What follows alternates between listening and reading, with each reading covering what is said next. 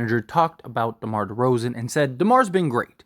He's been terrific for this group, not only on the court, but off the court. He's been a leader. I would love DeMar to be part of this program long term. Now, the Chicago Bulls are interested in keeping DeMar DeRozan long term, and he continued to add on that he hopes that DeMar DeRozan would sign an extension or re-sign here long term for Chicago. It just doesn't make any sense to me. Like, why is Chicago so okay with being mediocre, being middle of the pack? And it's like, it's almost like they're like 1 foot in, 1 foot out, right? Like, there was all these reports early on that they were exploring trades for Zach Lavine, and they were looking to move Zach Lavine, and then they go and bring back Nikola Vucevic, and it's like, okay, why, right? Like, I understand you didn't want to tank last year, because you didn't have draft picks and stuff, but it just felt like last year would have been a good time to kind of shake things up, right? The Knicks were in a position to where they were willing. I mean, there were even reports from Knicks insiders that were like, they will give a Godfather package for Zach Lavine, was the words that they used. The Lakers at some points last year were in desperation mode, and you probably could have fleeced the Lakers for like a DeMar DeRozan trade or something like that. You probably could have gotten some really nice returns for some of these guys. Nikola Vu would have been a nice expiring contract at worst, at best. Maybe some team saw some value in him, and you could have maybe traded him to get some other pieces. Alex Caruso probably has some nice value amongst the league, right? It's just, I don't know. It's just like they are okay with just being middle of the pack and fighting for a play-in spot every year. And it's like, you look at some of these teams and they just continue to get better and continue to improve. And it's like Chicago's just completely okay just standing pat, right? The whole idea was that Lonzo Ball is going to come back. And when Lonzo Ball comes back, he's going to be the piece that puts everything together, right? Well, Lonzo for another season is completely out of the equation. And yet they're still waiting around and still re-signing Nikola Vu, and now they want to extend DeMar DeRozan. And it's like, for what? Like, what's your play here? What's your plan here? Right? Like, why would you want to continue down this path?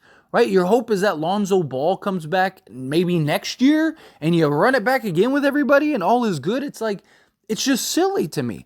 And look, even if Lonzo Ball was fully healthy and he never had these injury scares or these injury issues and stuff like that, I still don't think that Chicago would be a contender.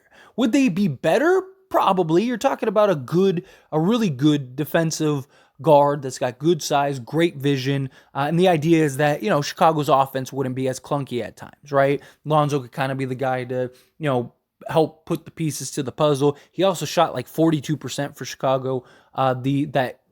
His short time that he played, I think it was like 39 games or whatever. So, I understand that Lonzo may have been the piece that kind of helped you get over the hump a little bit, but you're not one of the top 3 teams in the Eastern Conference even then, right? You go from fighting for a play-in spot to like middle of the pack in the playoffs, right? And yeah, maybe you get a couple things fall your way.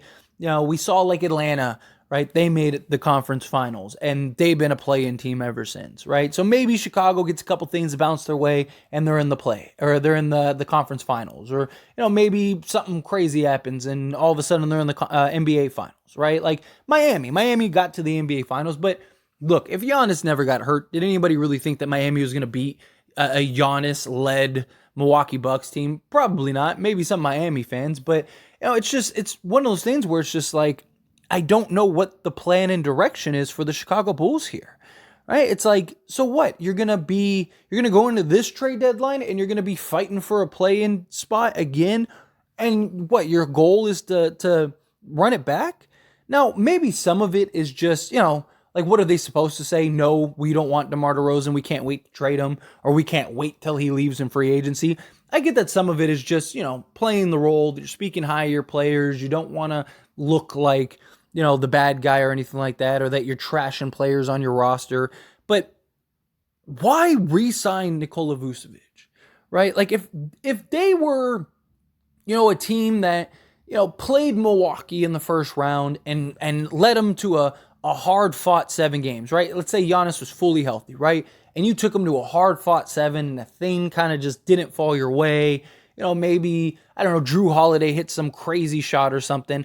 Then I could understand the sort of desire to run it back. Like, oh man, like, let's go add some pieces and we're good, right? They were able to re-sign AO. They were able to re-sign Drummond. They brought in, Torrey Craig and Javion Carter. Um, cool, but I don't see that moving the needle for them. Like, I don't think Chicago, like, those are the guys that all of a sudden Chicago's going to be great. And it's just, I just think you need to trade Zach Lavine. You need to trade Vu, right? Like, you got Vu at a reasonable contract for the caliber of center that he is. I'm sure that he would have some value somewhere. I'm sure some teams would be willing to maybe bring in a Vu, but you're not going to get a huge yield for him, but at least you'd get out of his contract. Zach Lavine is like your one piece that I think you could really kind of like get a solid package in return for. But even then, like, I don't think you're going to get some like franchise changing package, right? Like, I think you get a really nice package. I think, you could probably get a couple players and a couple draft picks for them, but I don't think you're going to get anything that's great. But it's just like, what's their young talent, right? Ao, he has the potential to be really good. Like, he's had some really nice flashes, some really nice moments. Patrick Williams, he looks like a solid player. Kobe White, they're constantly like talking about trading him and moving him, and they don't seem super high on him. Like, it's just, I don't know. It's just, they don't have this like overflow of young talent. They pushed all their chips in the table to build this roster, which no one's going to knock them for, right? Like, when it got put together, it was like, oh, all right, Lonzo Ball, DeMar DeRozan, Zach Lavine, you got Nikola Vucevic, you got Alex Caruso. Like, that's a solid core, right? Like, that's really good.